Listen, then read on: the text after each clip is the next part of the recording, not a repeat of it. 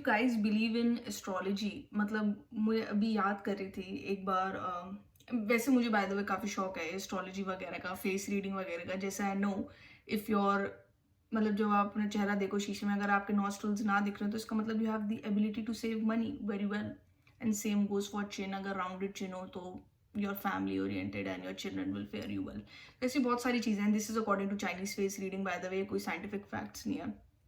तो मुझे ये सब बहुत पसंद है एक्चुअली, फेस रीडिंग वगैरह, एस्ट्रोलॉजी वगैरह। बेसिकली नार्सिसिस कह सकते हो अपने बारे में जानना।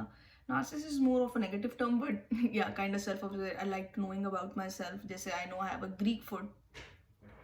आई think I try to show you my food. Can you see it? I don't know, but I think इससे दिख रहा होगा कि ये बीच वाली उंगली इससे बड़ी है, तो इसको ग्रीक फूड कहते हैं, ठीक है। So those people are basically more dominant, have their own opinion, strong-headed, will-headed. तो anywho, तो मुझे ये सब चीज़ों के बारे में जानना पसंद है, अपने बारे में जानना पसंद है, डिफरेंट पर्सनैलिटी टेस्ट। तो इसी के लिए मैं एस्ट्रोलॉजर के पास गई थी एक बार। इस टाइम इस बात को हो गया 1.5-2 साल। And he told me a lot of stuff, lot of things. He was not basically an astrologer or a consultant type as well, but he told me this one thing which I have not been able to get out of my mind, and it was actually quite disturbing for me. कि उन्होंने मुझे बोला था that आप 30 तक गलतियां करोगे, मतलब मेरी 30 साल की एज तक I will be doing mistakes, ठीक है।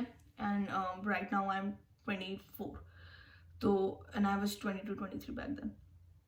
तो मेरा दिमाग सनक गया। मैंने कहा मतलब उसने काफ़ी ज़्यादा ठोक के बोल दिया ये चीज़। एंड वो बंदा तो काफ़ी चलता भी है ये वो।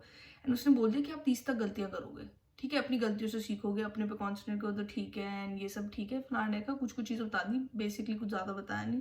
एंड बस ये बोला कि 30 तक गलतियाँ करोगे। भाई मेरा दिमाग सनक गया। मेरे को लगा मैं कुछ भी करूँ लाइफ में, चाहे मैं ये चैनल शुरू करूँ या कुछ भी बोलूँ या अपना कोई बिजनेस शुरू कुछ भी करूँ, सभी कुछ फेल होगा। फिर तो पॉइंट ही क्या लाइफ में करने का। एंड मैंने अपने आप को काफ़ी परेशान किया इस चीज़ को लेकर काफ़ी महीने। एंड उसके बाद मैंने दिमाग लगाया। मैंने कहा अगर ये साले पंडित सब कुछ सही कर लेते हैं, इन्हें फ्यूचर का सब कुछ पता है, तो ये अपनी ज़िंदगी ना सुधार लेते हैं। ये खुद साले सब बिलियनियर्स होते, मिलियनियर्स होते, इनके पास खूब पैसा होता है, इनको लाइफ में कोई दिक्कत नहीं होती है। हर कोई भी अनहोनी होने से पहले ही बता देते कि क्या होने वाला है। तो भैया अपने बारे में जानना अच्छा है, पंडित के पास जानना भी अच्छा है, बट इस चीज़ में ऑब्सेसिव नहीं होना चाहिए। This is what I realised, and this is the number one mistake I made. I got obsessed over this thing. तुमने देखा है कुछ लोग को, जो लोग इतना ज़्यादा पंडित वगैरह मानते हो, बिल्कुल पागल ही हो जाते हैं वास्तुशास्त्र में कि ये चीज़ इस हिसाब से लगनी चाहिए, इस चीज़ से कुछ नहीं होता। जो लाइफ में वैसे लिखा हुआ है ना वही होगा। इन सब चीज़ों से तुम किसी की डेथ प्रीपोन नहीं कर सकते या पोस्टपोन नहीं कर सकते, किसी का बर्थ प्रीपोन या पोस्टपोन नहीं कर सकते। कितने मंत्र पढ़ लो, कुछ भी कर लो, लाइफ में जो होना है at the end of the day वही होगा। Everything is written, that is my belief. हाँ, अब जब इस चीज़ का एक और पहलू है कि जब हम कह दें एवरीथिंग इज रिटन, इसका मतलब है कि हमें मेहनत करनी चाहिए नहीं, क्योंकि अगर कोई मुझे चीज़ मिलनी होगी और अगर मैं मेहनत ना करूँ फिर तो मुझे वैसे ही मिल जानी चाहिए according to that logic. But ऐसा होगा नहीं ना बेटे।